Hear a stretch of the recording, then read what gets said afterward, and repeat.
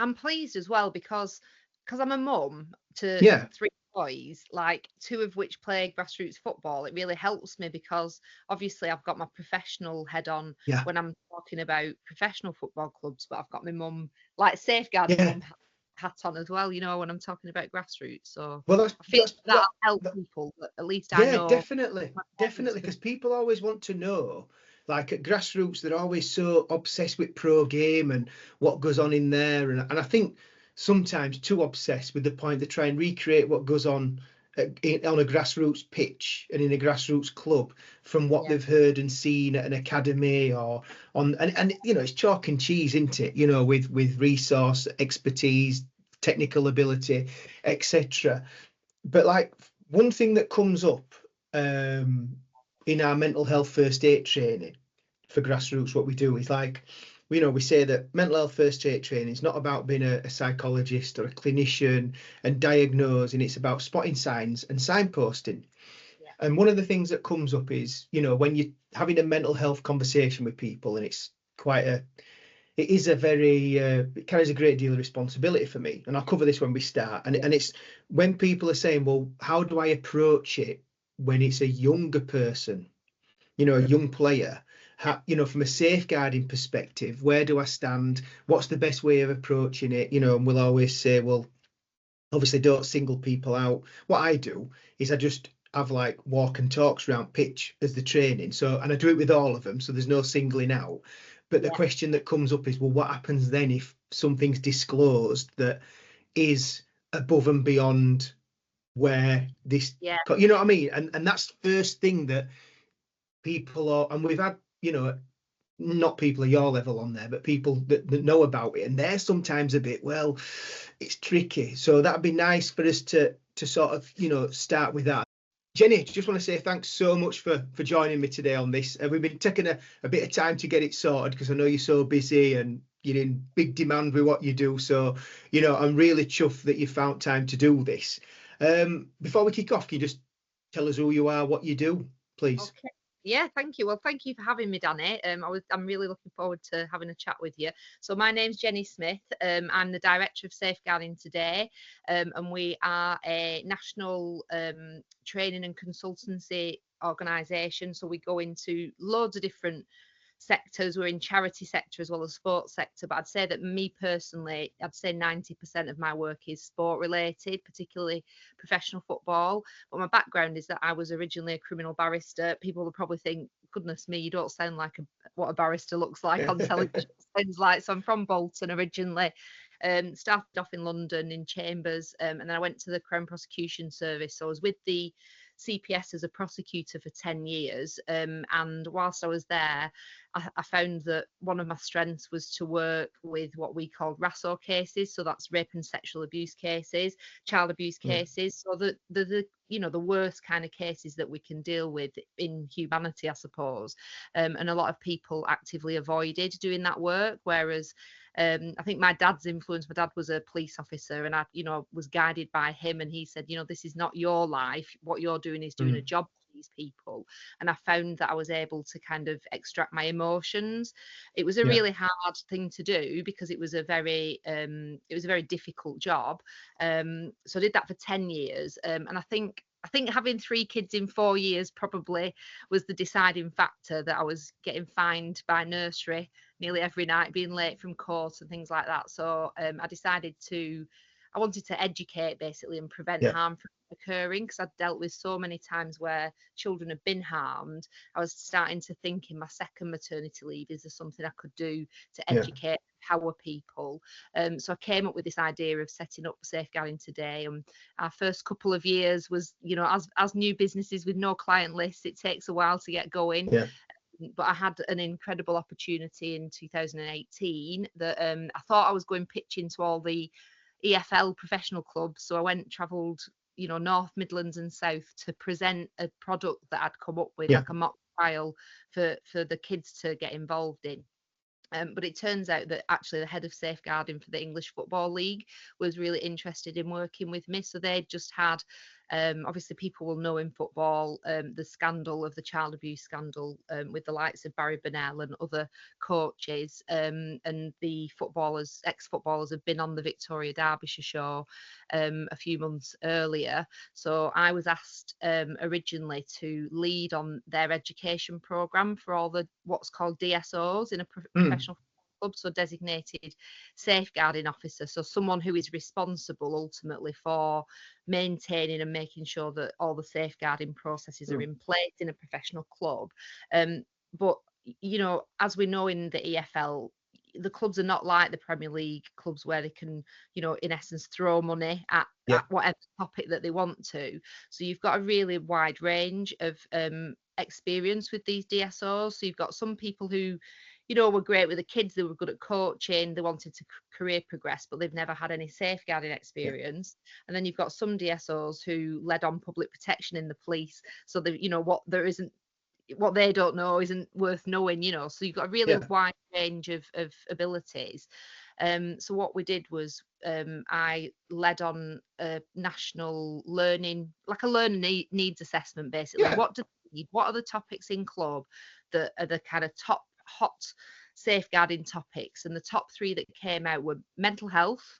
So you'd be to know that was the top of the list: mental health, online safety, and bullying. So they were the first three topics that we focused on. And then eventually we had 9 mandatory modules which still exist today, and they're mandatory, so they're written in the EFL safeguarding standards nationally. So within 2 years these DSOs have to complete these modules. So we know as an NGB that every single person who has that role of head of safeguarding DSO has had the quality assured training from the EFL. So it's a free service to all 72 clubs. And still so far, I'm very proud to say, I don't think that model exists in professional sport anywhere. They've got, you know, they've got lots of different training, and some sports are doing a fantastic job. But particularly the EFL is seen as the kind of leading light in professional sport. So I'm still doing that. I'm on the 6th season. And you know, it's now education for a lot more people within clubs. So we educated the DSOs, and then quite often now when I'm delivering training, there'll be, you know, academy staff, we've had physios on there, we've had club doctors, psychs in there, making sure that, you know, lots of different people, even the foundations as well, you know, people safeguarding of the foundation, because obviously every football club has a charity attached to it. So we're trying to spread the message wider. And then this last season, I've just written first team safeguarding training and first team manager safeguarding training, which was really hard because I'm not a first team manager of a professional football club. So how can I empathise and think about, you know, getting into learner mode of, you know, what it is. And pretty much the message is look after each other, look after yourself, ask questions. I'm sure that you know you'll be probably saying this with your mental health training. You know, it's okay to ask a question. Are you all right? Are you okay? You know, we're all human, and I think we all have differing ranges of emotional intelligence. So some of us will pick up on that if we're empaths like me. You know, we'll pick up if someone's. You can see it with your friends, can't you? If they're just not right, or your mum or dad, cousins or your brothers and sisters, whatever. It's just about being a human being safeguarding. And I think that because it's such a big topic now, people are getting they're a bit scared of it, because, you know, we've got GDPR, and then, oh, can I tell someone if I'm worried about someone, and things like that, which we can, you know, chat about today. What it is, it's about being a human being. It's about being a nice person, caring, making sure that everybody's all right. And it's not just about children, it's making sure, you know, adults at risk are okay. It's also making sure that people who are your colleagues at work are okay. Like mental health first aid training that we'll touch on today. That's for any organisation, isn't it? It can be for any corporate. I think there's a lot of corporate entities that are doing mental health awareness training now. So for me, like, I'm living my best life now, because I'm, you know, I've got three kids. I work from home. I do travel. You know, if anyone wants me to travel, I will travel. it works. We chatted about that the first time we met, Yeah, didn't yeah, we? yeah, yeah. Benefits of COVID, although there have been a lot of negative impacts of COVID, I think there's been a lot of positive impacts as well. Yeah, so that's kind of me work-wise. Mentioned the boys, 14, 11 and 9, two of which play at grassroots level. So like a shout out to Turton Tigers under Whites in Bolton. The one of the founding grassroots football clubs, or one of the oldest grassroots football clubs in the country. And they're doing great. And what I do see though is I see negative behaviours. As a mum, I've got a friend who's a probation officer, and she's really senior in probation. And I think we're like the witches of Eastwick. We like to sit at the side of the the pitch on a Saturday morning, and we like huddle together, kind of pointing out the parents of the other team that are being inappropriate, and being really negative. And it's just not what we need around our children. What we need is positivity. We have to check and challenge bad behaviour. We all have to accept that. But if we can do it as adults in a positive way, then that is something that I think if we can spread that word, particularly to parents on the side of the pitch who are very passionate, it's about positivity for both sides as well. We should be cheering both sides. I remember my middle son, he played rugby for quite a while, and it was a really different atmosphere, really positive both sides. Not all the time, but I'd say like 95% of the time really positive. And we'd be clapping, they'd do an arch at the end of each match, they'd all clap each other and things like that. And I'd like to see stuff like that in grassroots football, actually, Danny, because I think we've got to remember that these kids are having fun, or they should be having fun. And if you have fun, you're going to perform better. And that's whether you're a first team player, in a Premier League club, EFL club, or if you're grassroots, because you want to do well. You want to do well. If you're happy, you're going to perform better. And I think that, those kind of, I suppose it's like parenting theories, isn't it? That if you, water a plant and talk to it, it grows better. That's what you do as a child. That's what you do as a parent. You encourage your children. And I think not we all, but some parents seem to forget that when they put the wellies on Saturday morning, because they are passionate about the children and they want to see their child win or do well or score a goal, but sometimes it can have a really negative impact. I see it all the time. I think, and I think as a coach, you sometimes have to have what are difficult conversations with parents, and they're difficult because as a parent, your kids are your world, aren't they? They should be, and they're everything to you. And it's probably the most emotive subject and thing in your life. So I think I see a lot of parents that struggle to sort of compartmentalize their child from its behavior, or from their behavior, or from what they're doing, and like on the sideline, like I say, I totally get that. I think for me, what winds me up more than anything, and that's on both sidelines, from the spectators, parents, carers, etc., family members, and then the coaches side, is it's grassroots kids football. If we're talking about kids, that is it. And the first thing for me is enjoy it. Let them enjoy it. They're not the majority of kids. And when I say the majority, 99.9% of kids in grassroots football will not make it as professional footballers. That's not been negative. It's a fact. Just let them enjoy it. Let them enjoy it. And what I see from the sidelines, and the angst and the energy can quickly turn from positive to negative, and it's like a baying crowd. The kids, let it go, just enjoy it. They are. I remember my eldest at some point did, he doesn't play football now, but at some point he was playing a bit of football, like training, not many matches. And Keith Hill, who used to be the manager at Rochdale and Bolton, was he at Bolton as well? I think he was. His son was there. And I remember him saying to me, Jenny, this is about the kids having fun. And this is a guy that's come from professional football.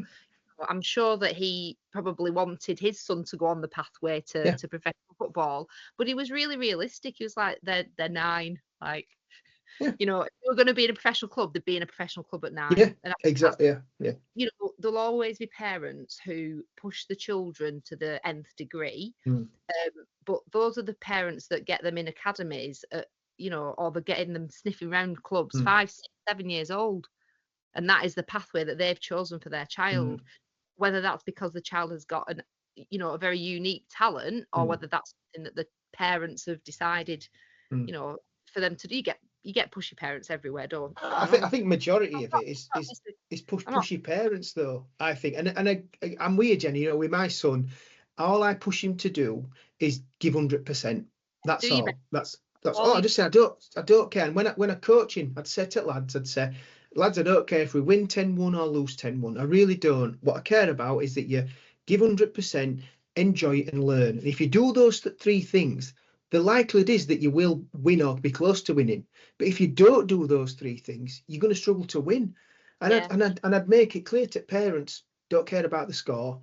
They all get equal game time, you know, and that's about managing where you have, you know, you wouldn't put all of your, you know, you not, when I say weakest, I don't mean weak, or, you know, players with a lesser ability on together, just managing the team, getting everything sorted and letting them enjoy it. And, you know, and like you said about pro footballers, you know, when you said you living your dream and you know, what you're doing, you're enjoying your job, and pro footballers are no different. If they're not in, and it's their job ultimately, you know, I've heard them, they say, like I say, I'm going to work, because there's no other way for it really. And what I do, I don't see as work, but you know, we call it work, don't we?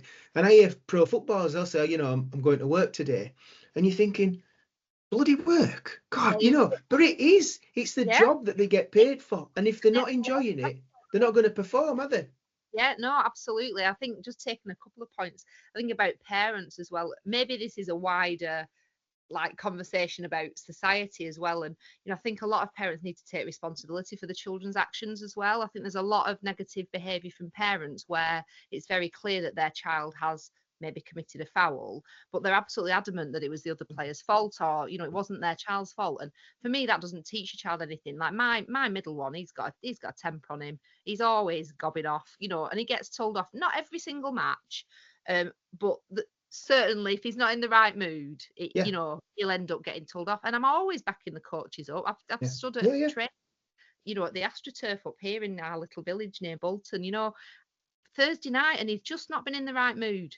And he's, you know, he's been a bit cocky, and I'm the like stood next to the coaches saying, wind your neck in, turn your volume down, you know, let's be positive. And I see a lot of parents that don't necessarily do that, and I think you've got to take responsibility for good and bad behaviour as a parent. And I think that it does reflect in how the children might behave on pitch. But we all have bad days, don't we? We all, you know, as adults have bad days. I can be in a bad mood, you know, I'm in a good mood mainly, but you know, if I'm in a bit of a stroppy person, you know. So I get it. I get that we do have off days. But I'll tell you what, the 2 coaches that coach my 2 lads, you know, my little one's team, they're brilliant. They're like yin and yang. You've got you know, one who's pushing them, and then you've got the other one going, you know, chill out, don't worry about it. But I'll tell you what, I've never once heard either of them raise their voice. No. Not once in 2 years. No. And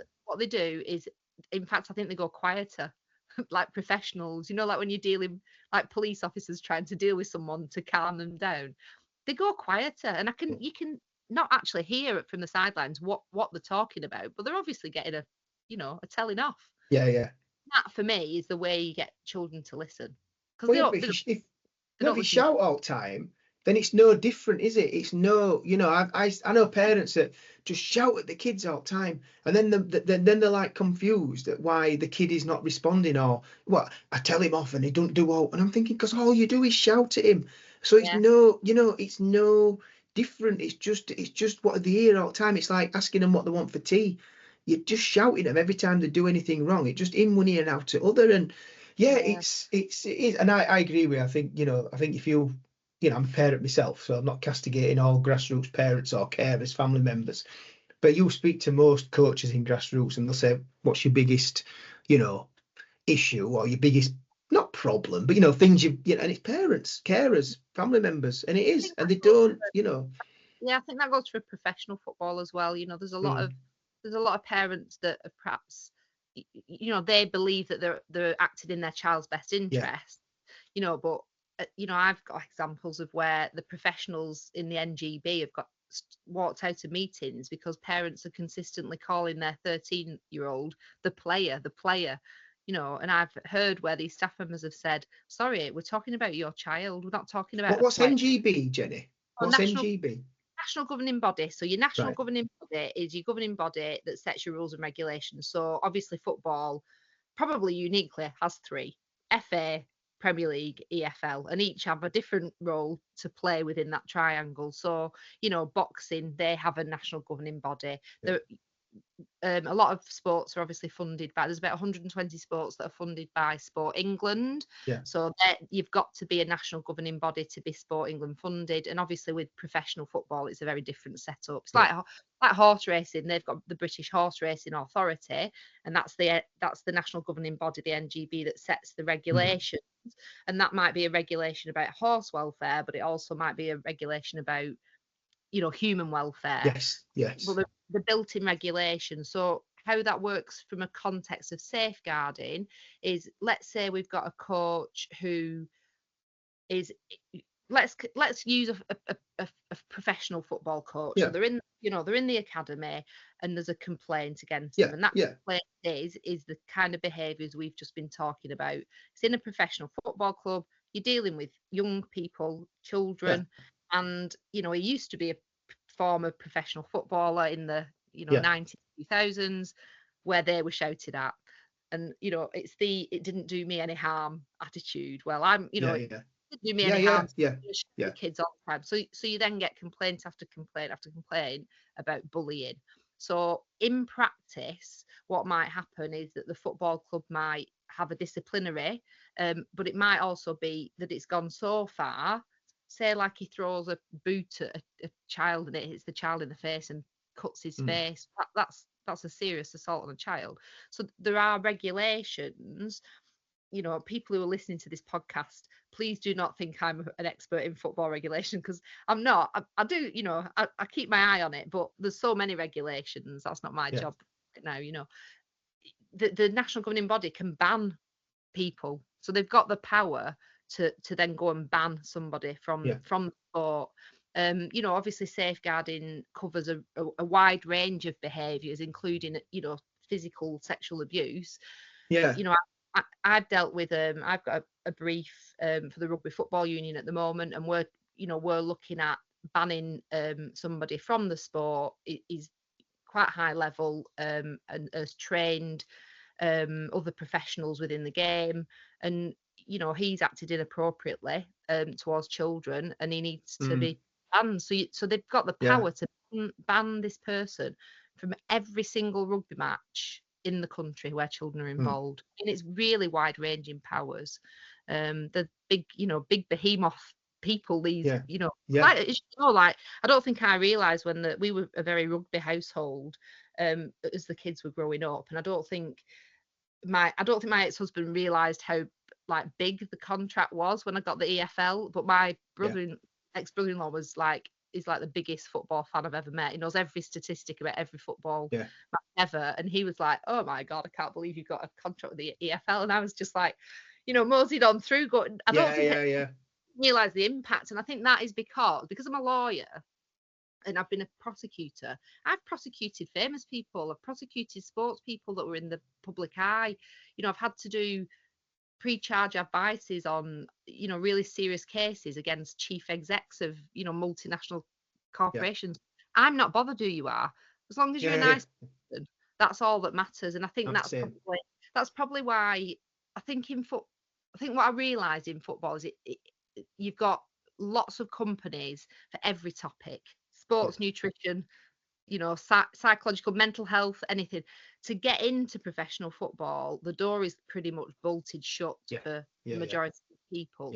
But when you're in and you do a good job and you're not fazed by the enormity of it, that is where I think being a normal girl from Bolton has helped me, because I'm dealing with these really very senior people, if you're kind of bullshitting, excuse me the swearing No, on the no, pod, no, you're right. Yeah, no. but if you're not being true to yourself, it just doesn't work. They just see it. They just see through it, because I Yeah, think they have so many people trying to get into yeah, football. yeah, Whereas I'm not bothered about the football. I'm bothered about the kids.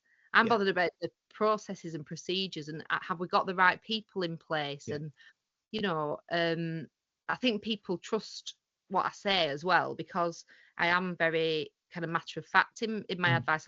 I'm quite happy to give anybody advice, and sometimes get people phoning me up from like professional football clubs, yeah, just ad-libbing it, really, saying, "Oh, yeah, listen, we've got this. Can I just run it by you?" And I'll always say yes. And I encourage, if anybody ever wants just to have 5 minutes on the phone, my yeah. ops man will be going mad saying, "You're not allowed to do free work." And I'm Well, like quite I think like with safeguarding, like I think it's such a broad area, and it is to a layperson quite scary, yeah, quite, and it's sort of it's same as mental health for me, safeguarding in that respect, that I think both carry, them, a safeguarding or a mental health conversation, both carry a lot of responsibility, and I think sometimes some people avoid them for fear of getting it wrong, for fear of saying the wrong thing. And I think you said earlier, it's about just being a nice person and asking them if they're okay and not being scared of that. And yeah, people, we do, like I said, with the mental health first aid training, and people said, when we're talking about, suicide, for example, really, deep topic, and people said, well, you know, I don't think you should ask people that. And we did a webinar on it, and we had a lot of experts there that have all lived experience with suicide, and they said you should absolutely ask it, because you asking it is not going to make them think, oh, I never thought of that, what a great idea, I'll go and do it. And I'm not being flippant about the topic, and this is exactly how the guy said it. And like, for me, as like, someone a bit older, and I think you referenced it back a bit earlier about, you didn't put it like this, but like old school yeah. philosophies around safeguarding and things. How do you like overcome that? Because obviously some things have never been acceptable, and Yeah. like, we are where we are with safeguarding, and I think it's brilliant why we are where we are, and it's at such a top of the agenda in football, and rightly so. We're only there though because of the awful things that happened, Yeah, it's very aren't we? reactive. Yeah, Yeah, yeah, and this is what I'm saying about mental health. I'm saying I don't want us to be where we are with I want mental health to be where safeguarding is, but not on as a result of a load of awful things happening. So just briefly, could you just give us like what was the trigger around the acceleration of safeguarding? What was the thing? I know there's a lot of bad things happen, but is this in relation to football, or is yeah, this just? football. In Yeah, football, yeah. they did have safeguarding procedures in place, and there was a head of safeguarding for the EFL and for the Premier League. But it was through the bravery of Hmm.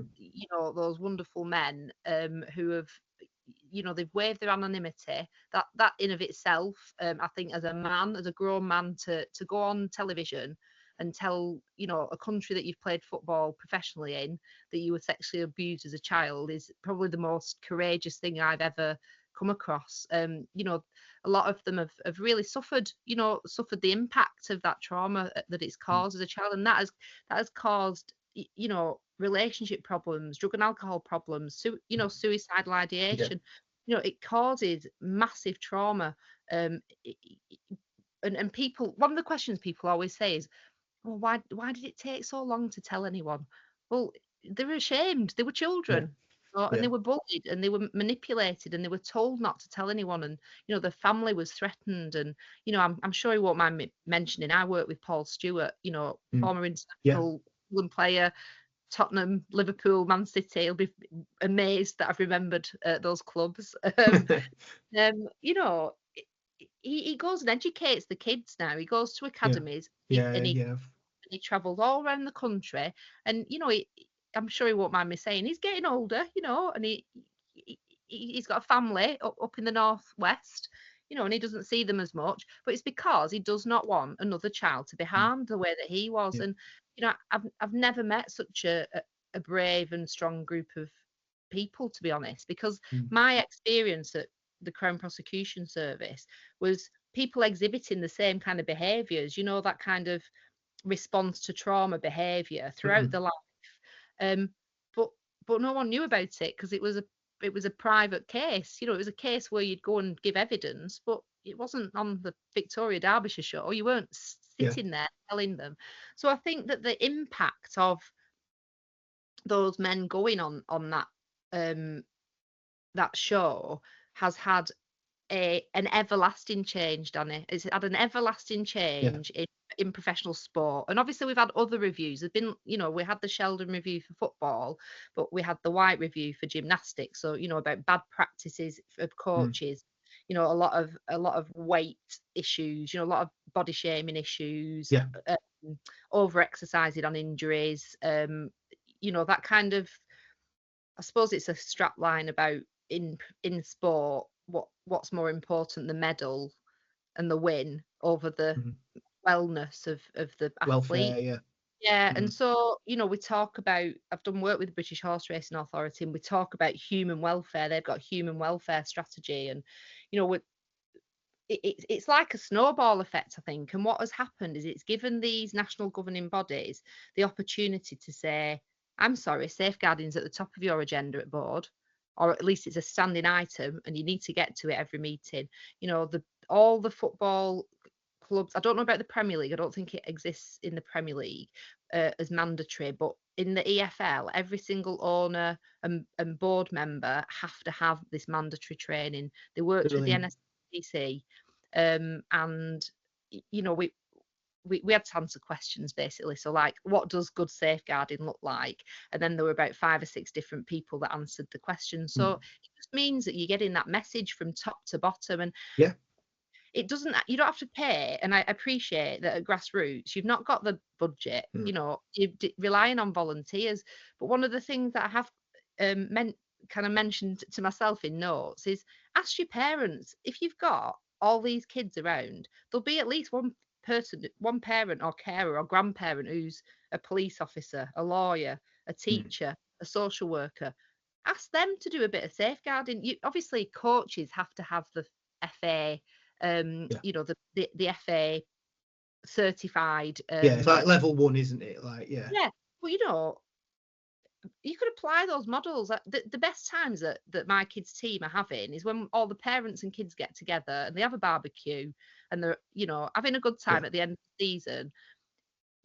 You know, parents and carers in professional clubs quite often will go in. It might only be like once or twice a year, 3 times maybe, but they go in and they have a online safety education evening, a safeguarding, so they're introduced to the safeguarding policy. So, you know, why not that at grassroots? Utilize your parents. You know, the parents are passionate people, and if you've got parents who have a background in child protection and safeguarding, if they're willing, you know, just, it could be a 1-pager, it could be 10 minutes.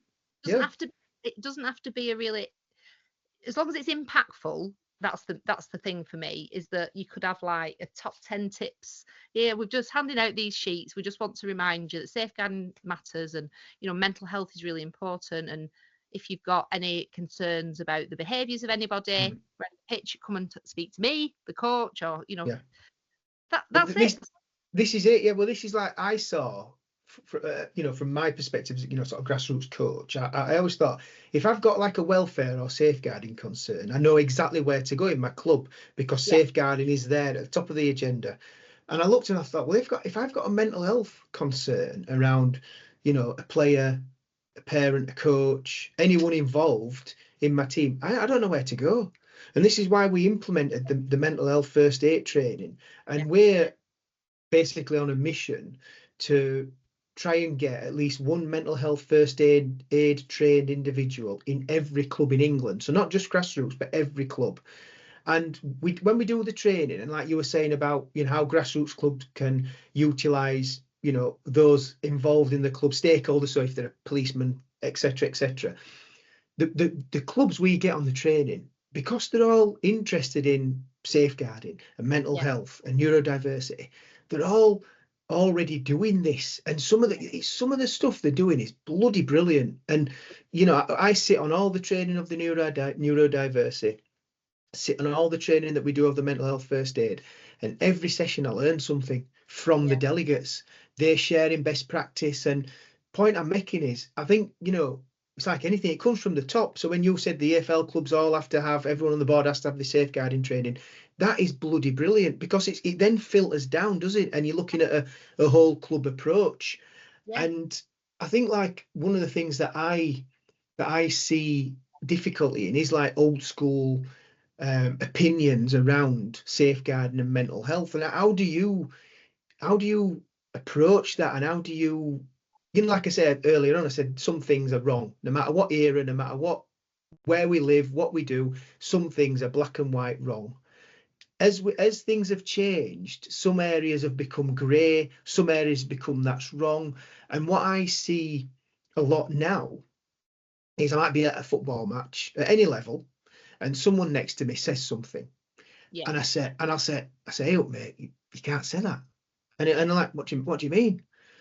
Well, and I'll explain the sort of reasons why, and then they'll say, oh my God, I'm so sorry, and then next 20 minutes they're apologising to me about what they've said, and it could be something around sexuality, racism, mental health, disability, safeguarding, whatever. And I'm saying, it's fine, mate. I know you didn't mean it, and I'm sorry, and I didn't mean like that. And so, how do we sort of, take this change in society and what's right and what's wrong and what wrong? How do we deal with that? How can we help clubs with this?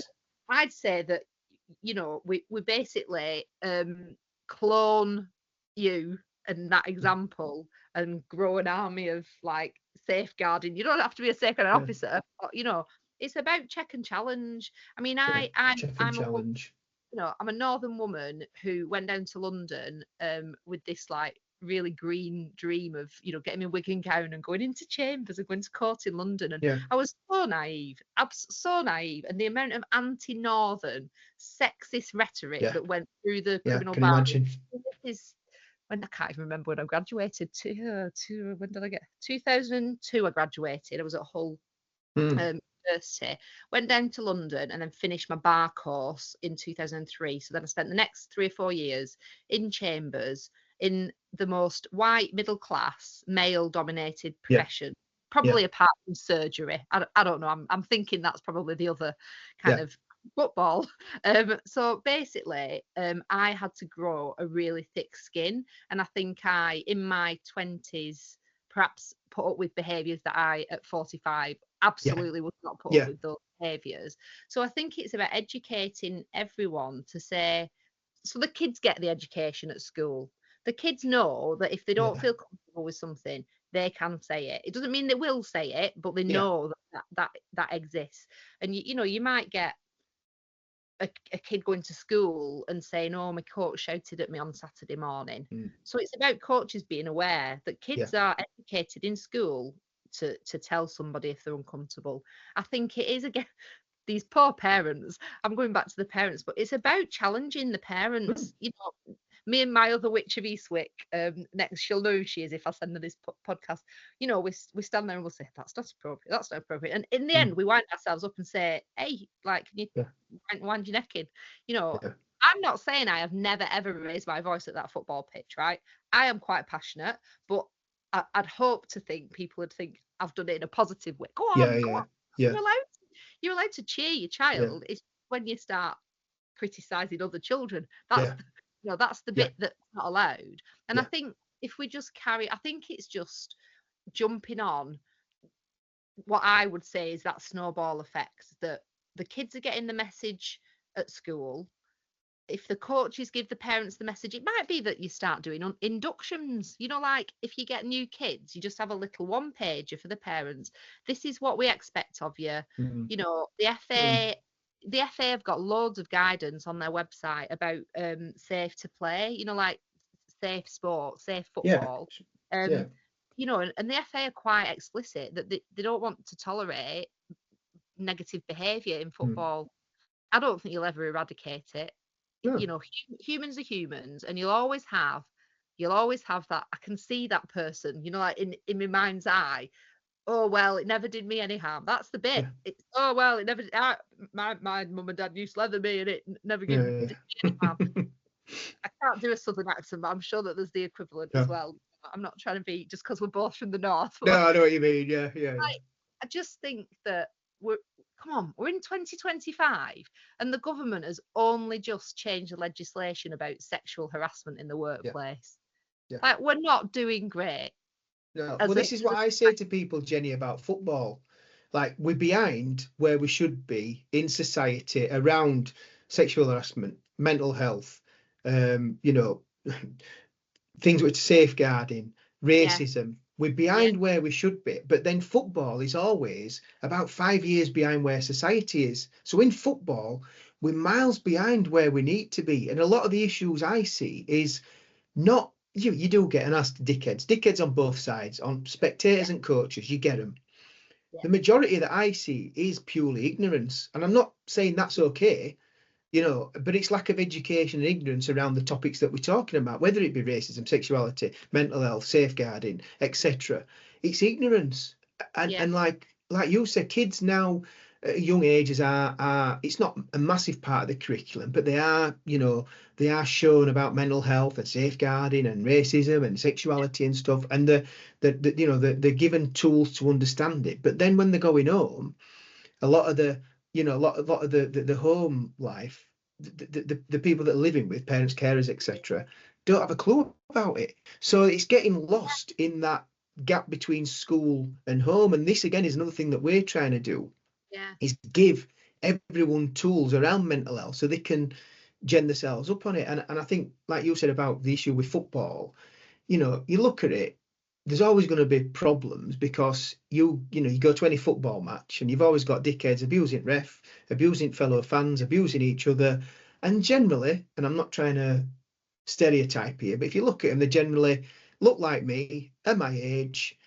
And so when people are seeing it in professional game, you then see the exact same dickhead on a Sunday morning or a Saturday afternoon in your standard grassroots game yeah. doing what they do, because it's football. And I just think, I don't know whether we'll ever eradicate that kind of typified behaviour, because you'll yeah, always have. I mean, there's been funded research into hooliganism in football, and I think it is an uphill battle. And from what I see, the people that work in professional football, they absolutely try their best. That the mm, safeguarding officers yeah, try their best.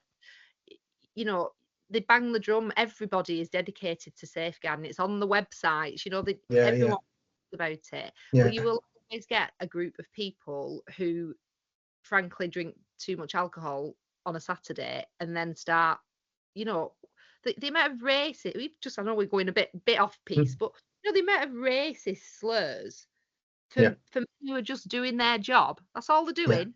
They're just playing football and playing it really well. And what, because of the colour of their skin, someone mm, thinks it's okay to mm, shout or throw things at them. It's just totally unacceptable. So I think, in answer to your question, it's about being a good bystander. So there are some organisations out there that do bystander training, and that's right, a word. Yeah, it's certainly a word that I'm coming across a lot more. I And like it's that. about it's about it's about challenging it. It's like, I'm not going to say the word out loud because I don't like the word, but Yeah, the B word that some men refer to as women, like women, the B word, yeah, right? I don't like that. If my son's come out with it, and I'm not saying my eldest, who is autistic ADHD, hasn't said it in the past, I will challenge every time. mm, Challenge, don't use it. mm, Academy staff in professional football clubs should be, if the boys are using that word, in a conversation when they're mm, just doing their education piece in club, they should be challenging it. It's about getting rid of that lower level approach. So research has shown that if you challenge behaviours at that lower level, then it's less likely that they're going to go on and commit offences, for example, against children. So that's probably in a sexual abuse kind of scenario, in that if they're making, like making inappropriate comments towards yeah, children, or being a bit adult, too much adult information, you'd be challenging that, saying it's not appropriate, yeah, it's not acceptable, and you do something about it. um so it's about that. It's about being again, it goes back to just being a good human, just Yeah. making sure. But some people aren't confident enough. No. I don't Yeah. know whether if I was in a football stadium on my own as a woman, I don't know if I'd feel comfortable challenging someone's behaviour directly. I think what I would do is go and tell a steward. I'd go and That's the thing, Jenny. I wouldn't. Been a bloke who's 6 foot odd. I still, not that it matters, I'm a bloke, but maybe I've got more physical presence about me. yeah. I wouldn't, because you don't. It's not, and like bluntly, and people might not like what I'm going to say here. It's not worth it, because you don't know if that person has got that about them to do something like that. Then you don't know what else. So for me, if I were going to challenge anyone, I'd be challenging them via the the proper channels within that club. Even sometimes on a sideline, I've seen things kick off when someone has challenged someone over his behaviour, and the dickhead's then gone thinking that, and it's not just men, it's will then start puffing their shoulders up and think they have to get all aggressive and what we've done previously, if we've been playing a team where there's been known issues around the players or the spectators, we've just had our welfare officer there just to be there, and they've been brilliant. We'll just say, look, we've never had any trouble with this team, but we know there has been, and it's not always the players. When you're talking about kids football, it's the people on the sideline, and our welfare officer's just been there just to then be a witness for anything that may happen. And that's just one thing I would share. And there's one thing I wanted to ask you as well, which I know I mentioned to you before we kicked off, that when we're doing the mental health first aid training, we sort of know, like mental health conversation, like a safeguarding conversation, carries a lot of responsibility. We're not all confident about approaching it because of the responsibility it covers. Will we say something wrong? Will we signpost someone incorrectly? And one of the things we're talking about is spotting signs in people and then referring them to the correct channels. So what will come up is, well, if I'm coaching my team, and there might be my kids' team, let's say, and I'm we're having a conversation about how they are, and then they disclose something about the mental health which feels that it's something needs to go a bit further. What should I do? And it's a topic that people are always also a bit unsure of what to advise for getting it wrong. So if I'm having a conversation, one of my players, and it's not just about mental health, it could be about well-being, and they tell me something that needs to that can't just be ignored, shall we say. What's best practice where that's concerned? Okay, right. Well, the first thing is that the child's welfare is your primary thing. That's your primary thought process. So, as we know, every parent's different, every child is different. So with one parent, if you talk to the parent, they might react in a really positive way. In another way, you might get the second parent, and the second parent's really negative. So if you just take the parents out of the equation at the moment, you've got a duty to do something about that child. So every club should have a safeguarding officer. And every club should have a safeguarding policy. So in that policy, your safeguarding officer or the board, or whoever's in that senior the committee,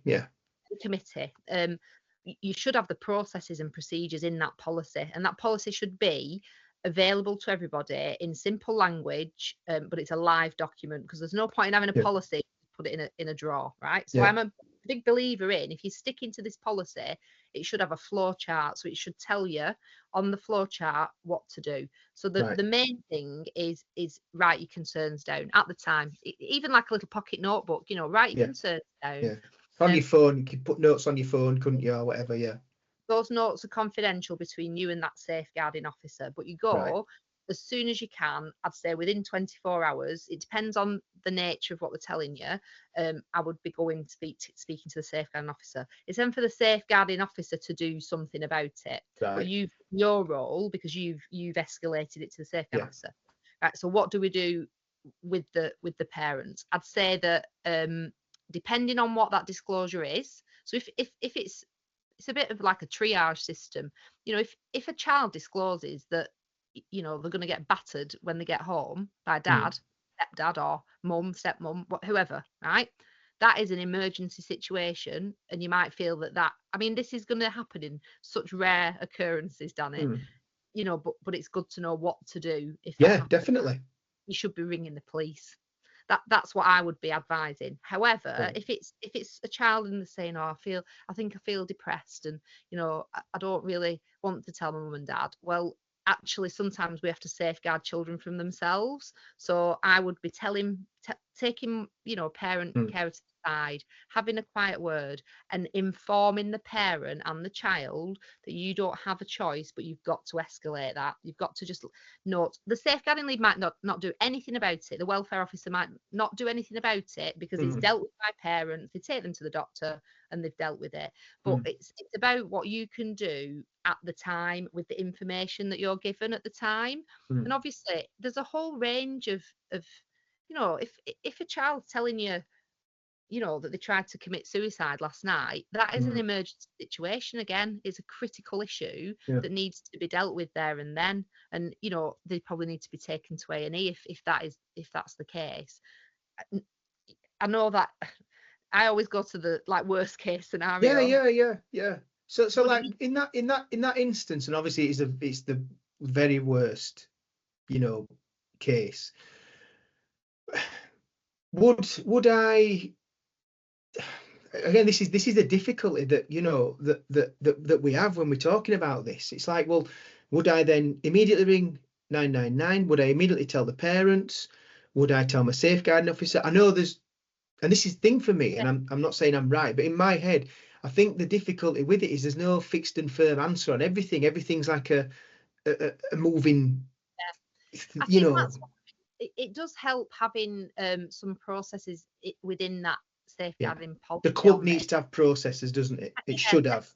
Yeah, because then everybody knows where they are if that happens. I think, you know, one of the things I'd put in my notes before, which I'm going a bit too, not off topic, but you'd asked me to think about future vision, and you've already mentioned this, is that I'd said I'd like to at least see a rolling out of the mental health first aid scheme in all grassroots football.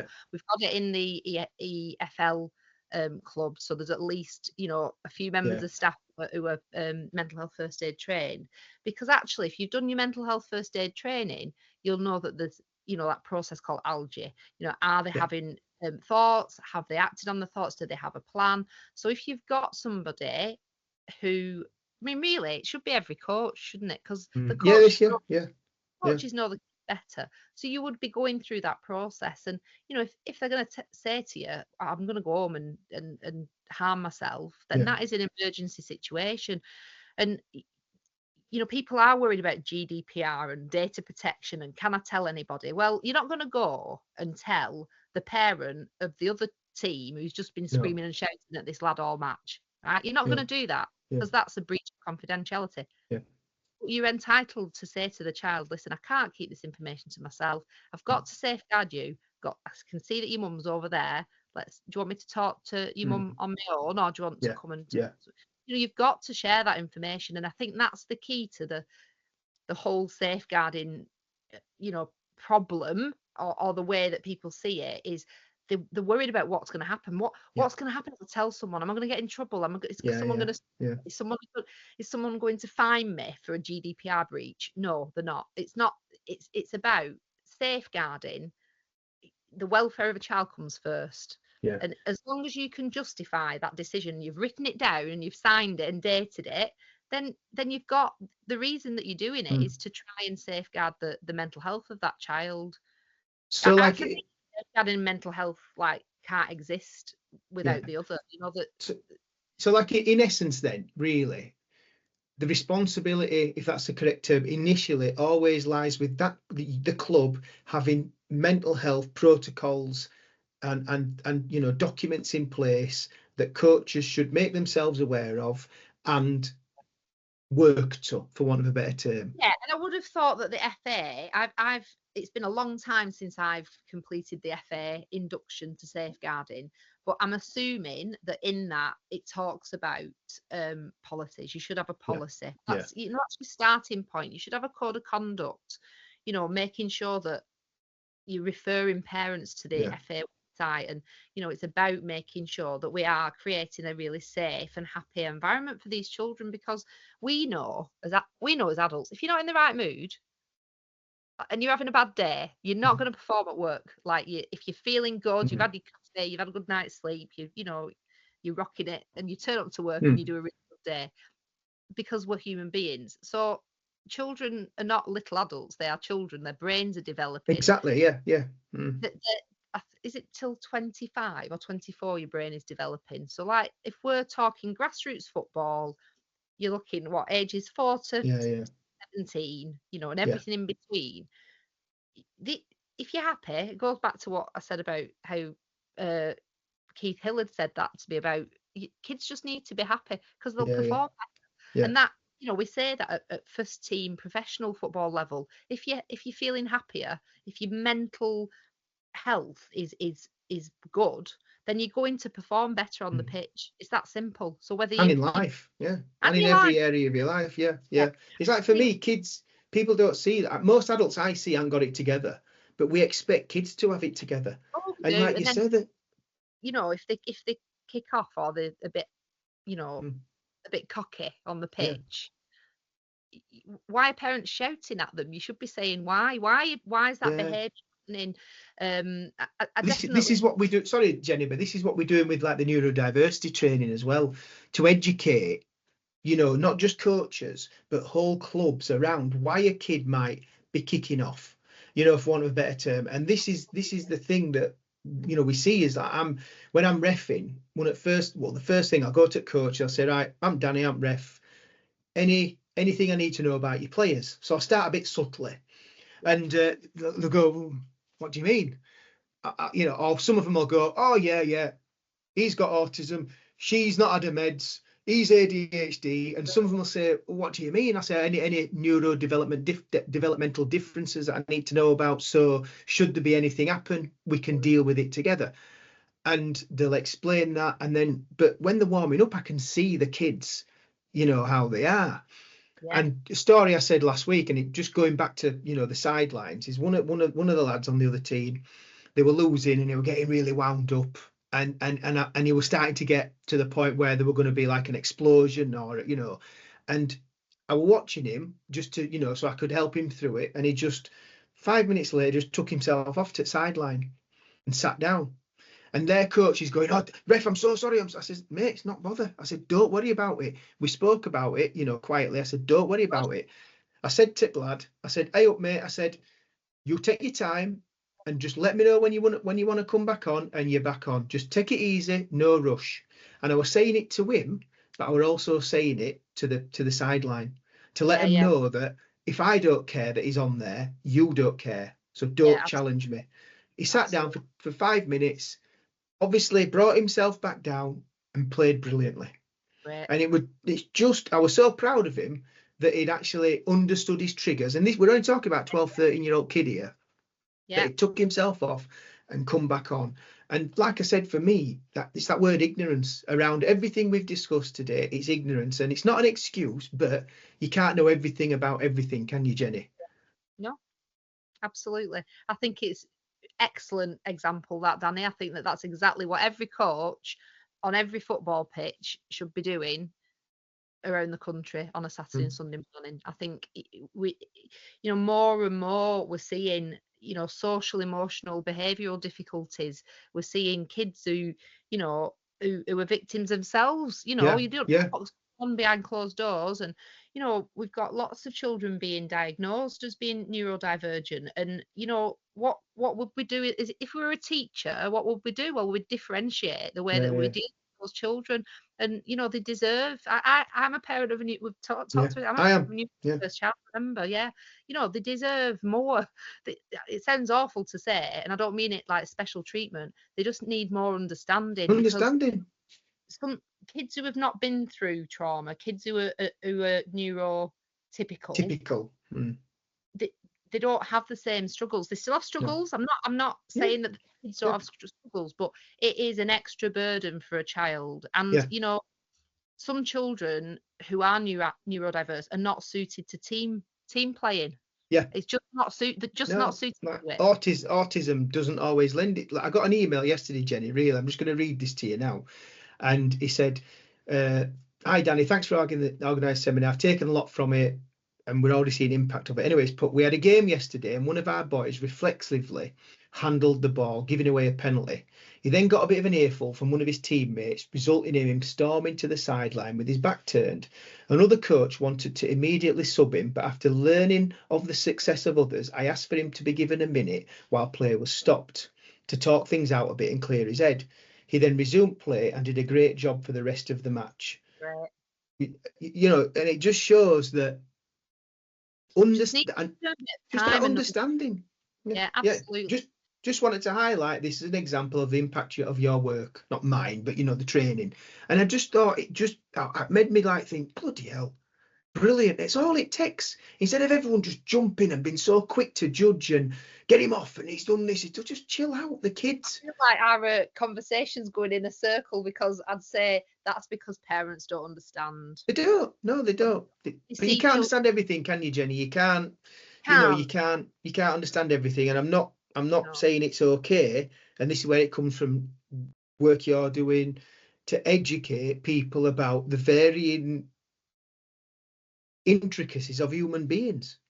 It is. It's just about looking after each other. I think Yeah. like one of my brother-in-law will be so proud of me that I've remembered this football example for your listeners. I don't know which match it was, but Gaza was on there, Gary Lineker was on there, and Gaza got injured. It must have been, I feel it was either England. World Cup 1990 semi-final against West Germany, World Cup semi-final. Yeah, thank you. Yeah. And he got injured and he was crying, stretching off on the pitch. And Gary Lineker looked at the manager and went, Jim, like No, that. he did. What he did is he fouled someone, got a yellow card, and he'd have missed the final. Yeah. And Gary Lineker saw him going. Yeah. Yeah. And that is what we need to do. Be more like Gary Lineker. Just making sure we're keeping eyes on each other. That's all it is. That's all it is. It's just making sure that I think safeguarding is seen as like this like busybody kind of profession. And it's not. It's about being a nice person and making sure that we're all okay. And you know, just really asking as well. Like if you don't know the answer to a question, you've got to ask. Just ask if someone's all right. That's all you need to do. That's, you know, it might be the opportunity where a child says, well, no, actually, you know, my grandma died yesterday. Do you know what I mean? You just don't know. They've been kicking off. They've been, you know, yellow carded or whatever.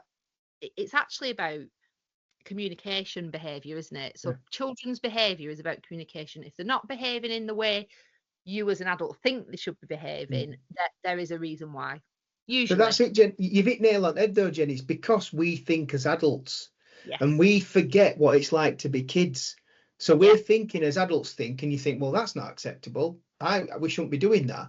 Yeah, well, the kid doesn't know that because he's 30 years younger than you. Yeah, and I think also kids nowadays, they're under so I think about like the naivety and innocence of me at 10 and 11 years old. So just on the cusp of going to secondary school, I was so innocent. I used to play out on my bike all day with my friends. There was no helicopter parenting by my parents. They, you know, they were loving, kind parents, but they, you know, I got told off if I was gobby. I was mainly all right, you know, a bit chatty. And you know, can't imagine that. I know, came on for my tea, you know, and that was it.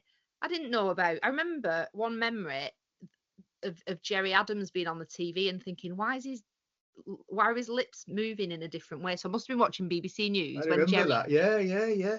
His voice come on TV, and now I think my nearly 10-year-old, so he's 9 and a bit, said to me the other day, oh, did you know that they have metal detectors in high schools in America because people go in and shoot everybody?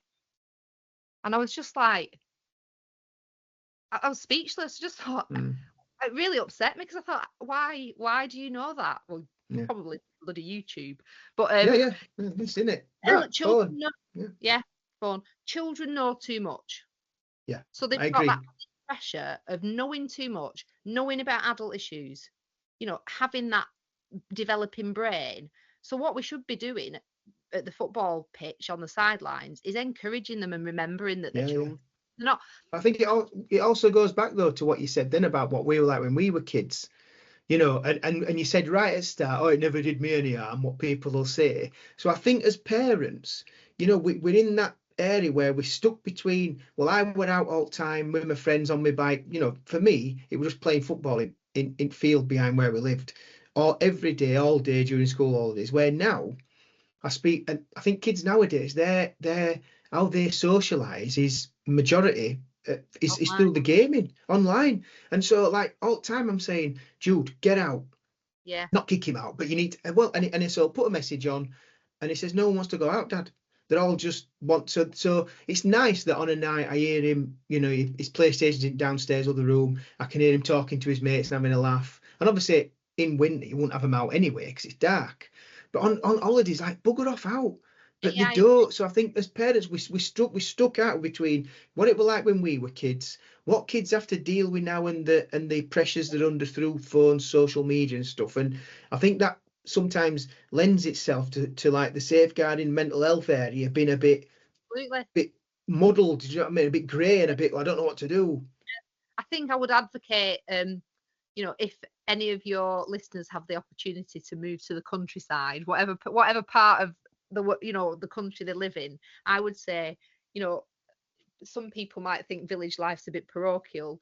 You know what? My kids go out and they play out all day, and biking. They still have the PlayStations and stuff, but they're learning, they're exploring, they're doing exactly what I did in the 80s, and I think the better kids for it. Fresh air. Yeah, I agree. Yeah, which is football, isn't it? And I think we probably, as a conclusion as well to like our conversation, Danny, about why are we sending our kids to play football at grassroots? Because we love the game. It's the it's the UK's game, but we're teaching them teamwork. We're teaching them how to limit their reactions when something's not going their way, communication, respect for each other, teamwork, looking out for each other. Those are all amazing skills that will actually help them as they do navigate this really weird world that we live in. It's going to help them, and we've got to remember that that's why we send our kids to extracurriculars, football being one, is we want them to have those skills.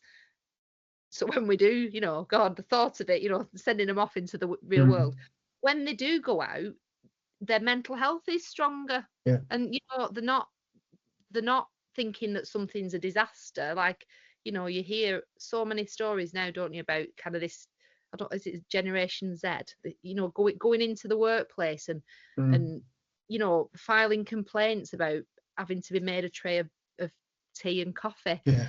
You get that, don't you? It's about, I don't really like the word resilience, but it's about proportionality, isn't it? And how you react to a situation. And football's a great way to teach them that, and long may it last forever. At grassroots level, it's a wonderful thing. And I think an apology probably to parents and carers, because I feel like they've got it in the neck, but they, you know who you are.